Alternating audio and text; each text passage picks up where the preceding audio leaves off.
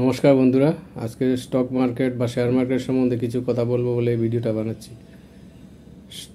Share market সম্বন্ধে আমাদের মধ্যে অনেকের অনেক ভুল ধারণা আছে।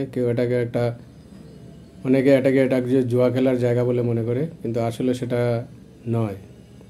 শেয়ার মার্কেট হচ্ছে একটা মার্কেট বা বাজার। বাজারে যেমন কিছু বিক্রেতা থাকে এবং ক্রেতা থাকে।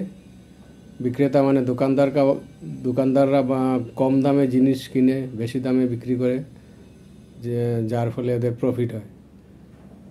ঠিক তেমনি শেয়ার মার্কেটে কোনো একটা কোম্পানির শেয়ার আমরা কম দামে কিনে যদি বেশি দামে বিক্রি করি তাহলে আমাদের প্রফিট হয়।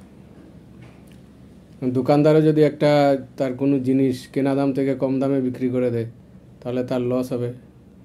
স্টক মার্কেটেও সে একই রকমই, যদি আমরা বেশি দামে কিনে কম দামে বিক্রি করি তো আমাদের লস হবে। কিন্তু লস হলে ম্যাক্সিমাম কত হবে? ধরুন আপনি একটি কোম্পানির শেয়ার 1000 টাকা দিয়ে কিনলেন, তাহলে আপনার যদি কোম্পানির শেয়ারটা যদি জিরো হয়ে যায় ধরে নিই আমি, তাহলে আপনার 1000 টাকা লস হবে। কিন্তু এই শেয়ারটা 1000 টাকার শেয়ারটা হয়তো 10 বছরে যদি আপনি রেখে দেন তাহলে হয়তো 10 গুণও হয়ে যেতে পারে, বা কোনো শেয়ার তো 100 গুণও পর্যন্ত হয়ে যায়। 10 গুণও যদি ধরি তাহলে আপনার 100 টাকার শেয়ারটা 1000 টাকা হয়ে গেছে, আপনার 900 টাকা প্রফিটে থাকছেন আপনি। তো লং টার্মে যদি শেয়ার মার্কেটে ভালো ভালো কোম্পানির শেয়ার কিনে যদি আপনি রেখে দিন তাহলে আপনার লাভ হবেই। আর শেয়ার মার্কেটে টাকা খাটানোর মানে কি? মানে হচ্ছে আপনি কোম্পানির একটা শেয়ার কিনছেন, তার মানে কি? তার মানে আপনি কোম্পানির একটা অংশের, কোম্পানির বিজনেসের একটা অংশের আপনি মালিক হয়ে যাচ্ছে। আপনি যদি টাটা মোটরসের একটা শেয়ার কেনেন, একটা শেয়ারও যেন কিনেন আপনি, তাহলে টাটা মোটর কোম্পানির সেই শেয়ারের হয়তো 0.00001% এরকম কিছু একটা আপনি অংশের মালিক হয়ে যাবেন। যেমন আমরা সাধারণ মানুষ কোনো বড় কোম্পানির মালিকানা পাওয়ার আমাদের কি কোনো রাস্তা আছে? কিন্তু আমরা শেয়ার মার্কেটের মাধ্যমে সেই কোম্পানির মালিকানা সত্ত্ব আদায় করতে পারি। এটা আমার কাছে একটা খুব বড় ব্যাপার। তো যদি শেয়ার মার্কেটে ইনভেস্ট করতে চান তাহলে আপনাকে কিছু জিনিস জানতে হবে, বুঝতে হবে। প্রথমত আপনাকে একটা ডিমেট অ্যাকাউন্ট খুলতে হবে। ডিমেট হওয়ার সঙ্গে সঙ্গে একটা ট্রেডিং অ্যাকাউন্ট হবে, আর আপনার ব্যাঙ্ক অ্যাকাউন্ট লিঙ্ক হবে। তারপর আপনি কোম্পানির শেয়ার কিনতে পারবেন। কি কোম্পানির শেয়ার কিনবেন?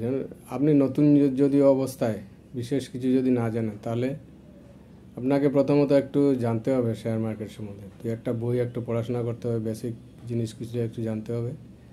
তারপরে যদি আপনি ইনভেস্ট করেন তাহলে শুরুতে আপনি বড় বড় কোম্পানিগুলি, বিভিন্ন সেক্টরে বড় বড় কোম্পানিগুলির শেয়ার কিনবেন যতটুকু পারেন। 1টা 2টো 5টা 10টা আপনার সাধ্য মতো। প্রত্যেক মাসে অল্প অল্প কিনে রাখুন, দীর্ঘ সময়ের জন্য রেখে দেন। যেমন একটা আছে ধরেন এফএমসিজি সেক্টরে আপনি বিভিন্ন ভালো ভালো কোম্পানি, আইটিসি আছে, হিন্দুস্তান ইউনিলিভার আছে, ব্রিটানিয়া আছে, এরকম কোম্পানিগুলির শেয়ার কিছু কিনতে পারেন। তারপরে আপনি ধরুন অটো সেক্টরে টাটা মোটরস আছে, মারুতি আছে, টিভিএস মোটর আছে, বাজাজ অটো আছে, এরকম অনেক অনেক শেয়ার আছে। অশোক লেল্যান্ড আছে। যেগুলো আমরা পছন্দ হয় এরকম 2-1টা শেয়ার কিনতে পারেন। এরকম অন্যান্য সেক্টর যেমন pharma sector Divi's lab, Aurobindo pharma, এরকম অনেক কোম্পানি আছে, এগুলোর শেয়ার কিনতে পারেন 2-1টা যা ভালো লাগে। সেরকমভাবে অন্য সেক্টর ফাইন্যান্সের, ব্যাঙ্কিং সেক্টরে এইচডিএফসি ব্যাঙ্ক, আইসিআইসিআই ব্যাঙ্ক, এইসব বড় বড় ব্যাঙ্ক, এসবিআই, এইসবের শেয়ার কিনতে পারেন। তো এই বিভিন্ন সেক্টরের কিছু কিছু শেয়ার আপনি কিনে দীর্ঘ সময়ের জন্য যদি রেখে দেন, মিনিমাম 5 বছর থেকে 10 বছর বা তার বেশি সময় যদি রেখে দেন, আপনার লাভ হবেই। এবং এখানে রিটার্ন অনেক বেশি পাবেন। যদি আপনি 10 বছরের জন্য রেখে দেন, আপনি যদি চাকরি করেন, সরকারি চাকরি করেন, জিপিএফে আপনার রিটার্ন কত আসে? 7-8%। এখানে মিনিমাম আপনার এইসব বড় বড় কোম্পানির শেয়ার যদি ডিফারেন্ট সেক্টরে কিনে রাখেন, আপনার মিনিমাম 12 থেকে 15% তো মিনিমাম প্রফিট আসবেই আপনার, কম্পাউন্ডেড। তো আজকে এতটুকুই, নমস্কার।